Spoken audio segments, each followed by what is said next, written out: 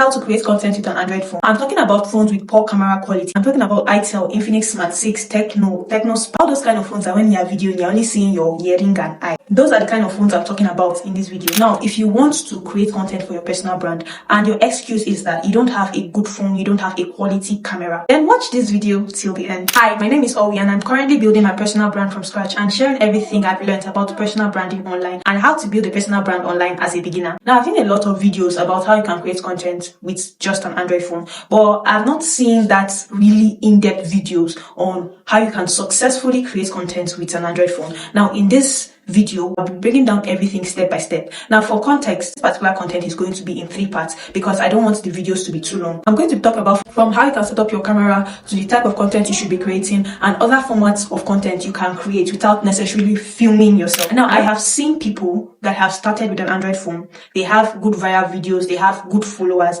and they are making a whole lot of money from this app. Zoe, for example, she started with an Android phone. At least she has made over 7 figures on this same TikTok. One of the things you need to understand about creating content with an Android phone is that you are creating content with limited resources, yes, but your goal is to create content that people should connect with and not creating content because they told you to show up with what you have. So like I said, this video is going to be in 3 parts. So you have to follow me to get the other videos because after you have watched these videos, there will be no excuse to why you are not creating content in 2026. Number 1 is your filming setup. Now, this is the most basic thing a lot of creators talk about on how you can set up your Android camera. But hold on, we are going to the main step. Now, if you do not have like a good source of lighting, your ring light, your LED light, whatever, if you don't have that, then sunlight should be your best friend. You are going to shoot between the hours of 12 p.m. to 5 p.m. That is the time you get good lighting. Make sure you have access to the sunlight the best you can. Another thing is that before you film, you clean your camera lenses.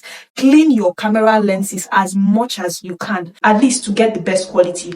Also make sure that you are shooting in the best quality of your camera. It is different for different phones with poor camera quality. There's 1080p. I'm very sure there are other names they call it on different Android phones. But just get to know the best quality of your phone camera. The second is editing, which is another basic step because you have to make sure that at least when you adjust the brightness, the exposure, at least it's giving the best quality. And especially if you are editing on CapCut, when you are exporting your videos, always make sure you are exporting in 1080p. The third on my list is shifting the focus, which is how you are going to create content. Now, this is what I mean. There are 4 things in content that makes people want to watch your video: the visuals, the hook, the message, and the delivery. Since you know your visuals are not really it, your responsibility as an Android user is to shift the focus from the visuals to other stuff that I mentioned, which is the hook, message, and the delivery. For the hook, I'm going